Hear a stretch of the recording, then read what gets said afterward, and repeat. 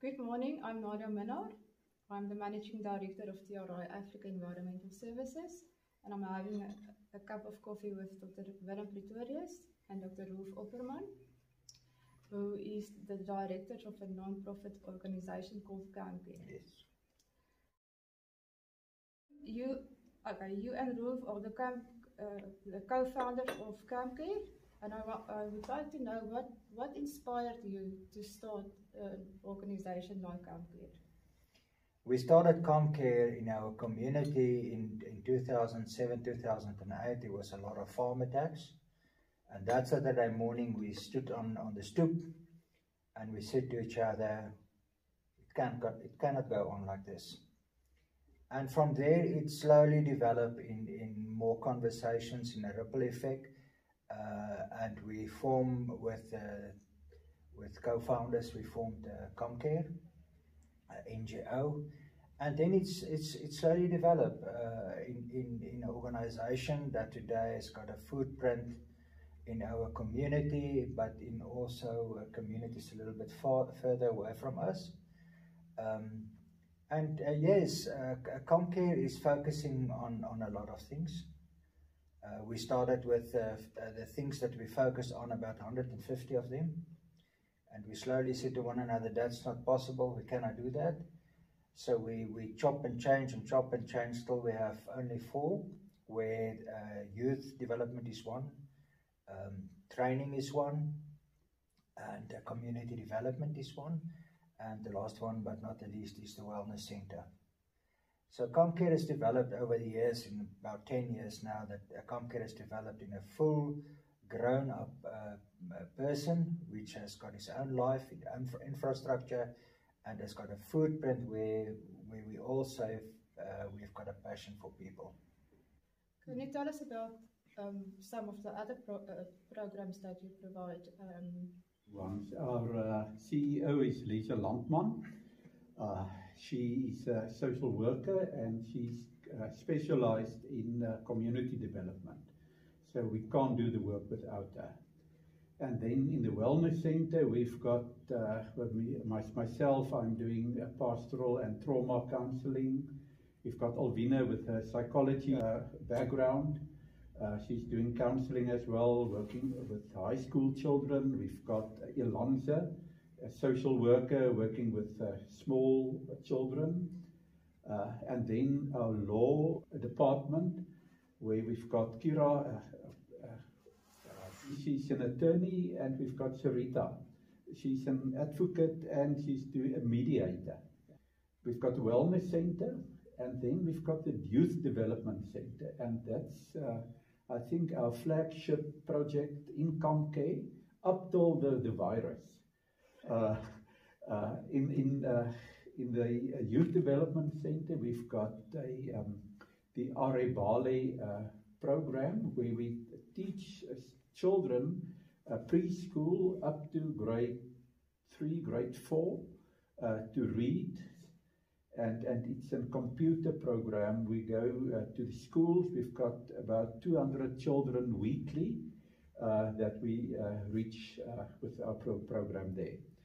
And then the virus started, and at this stage in our community development center, we are giving out food parcels. That's all we do. It feels like it. It's all we do. For example, only this month we handed out 547 food parcels, door to door, and that's not even the other food that came in, the eggs and the meat and the vegetables and the mushrooms that we gave to feeding schemes and old age homes. So it feels like it, all we are doing. I'm not going to talk about the business development, because that's Willem's department. I think he must talk about that. We've got about 90 businesses running, and that's from people that's has got beauty salons, baking small cookies for children which are going to school, spaza shops, up to some construction workers. So we've got a variety of people that is sort of feeding their own homes and feeding the community. And we really want, in a sense, to elaborate and to grow that part of Kamcare. Because the need in our community is not so much to just, people that is sitting, but also people who wants to do something, but they haven't got the ability, or they've got the ability, but they haven't got the knowledge to do it. So for us, the entrepreneurial side is also very important. Well, I know how I feel with this lockdown, and you get so miserable and frustrated, and how do you, I think you get this question over and over again, but how do you keep motivating the people in the area that you serve? We're in the business of bringing hope, and we don't want to bring hope on just a material level.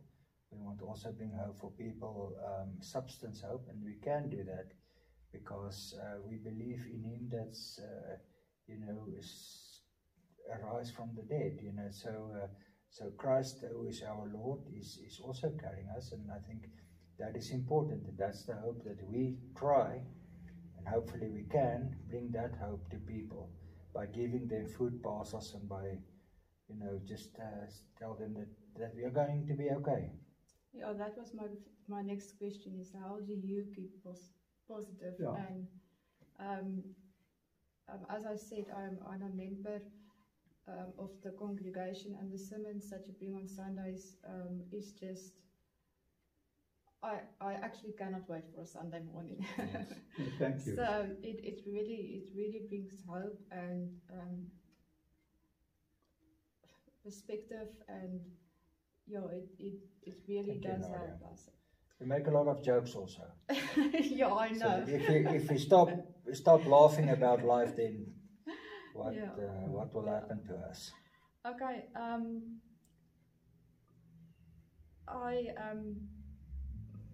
as a member of your congregation, but more so as the director of TRI Africa. That is our nickname in South Africa, because TRI Africa Environmental Services is just such a long word. I am very honored,